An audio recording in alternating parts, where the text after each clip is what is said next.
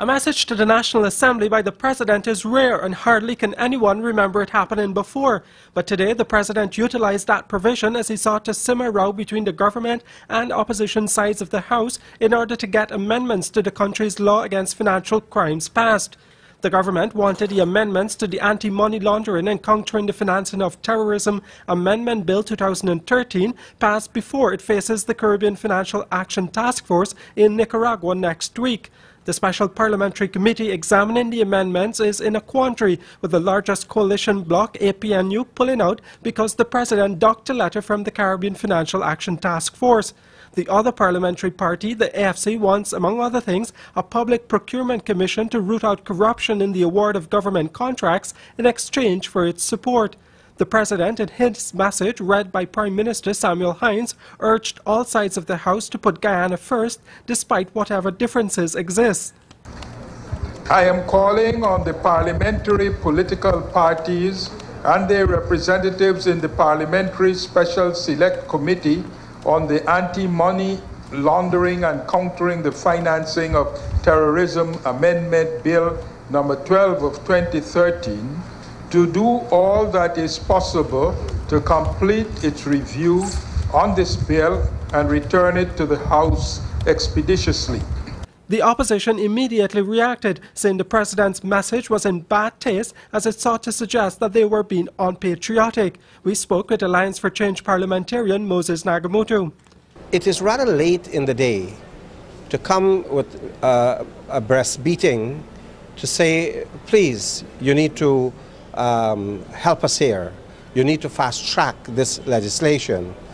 And on the other hand, when the opposition majority pass bills in the Parliament, the President at his leisure, or perhaps his pleasure, found it convenient not to assent to those bills. So you're asking us for cooperation when you yourself had thrown out the gauntlet of defiance and confrontation that you would not cooperate with the opposition.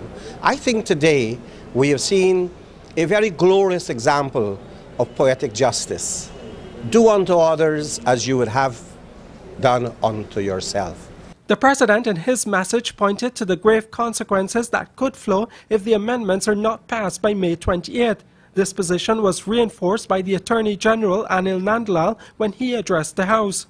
They range from transactions with international financial institutions to the purchase by private citizens of the most minuscule item on the internet. Indeed, all forms of transactions which involve the payment or receipt of money in and out of Trinidad and Tobago were affected. So important was this piece of legislation that it received the unanimous support of the Parliament except one dissenting voice. It is manifest that national interest and patriotic sentiments overwhelmed and subsumed political considerations.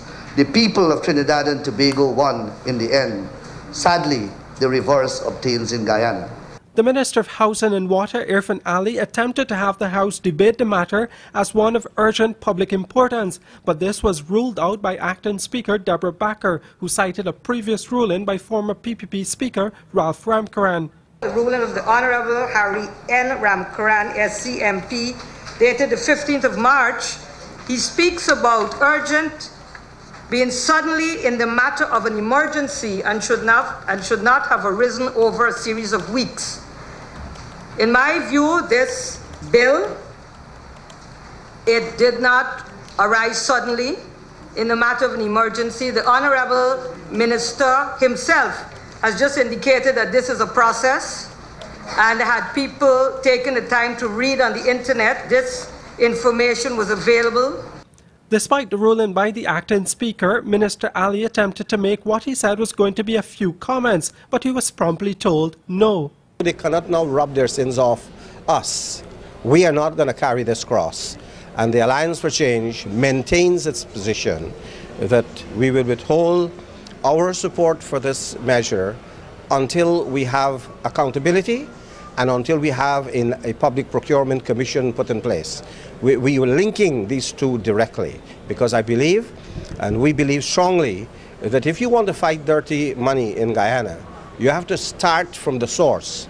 That is the abuse of the tender processes, the abuse of procurement, and we know that the fairness mechanism is not in place to deal with this. The opposition is adamant that the government's recklessness in the management of the country's national and international affairs is what has led to what has been described as a crisis situation. But the opposition said the blame lies squarely at the feet of the government for wanting to give the people's elected representatives dribbles of information.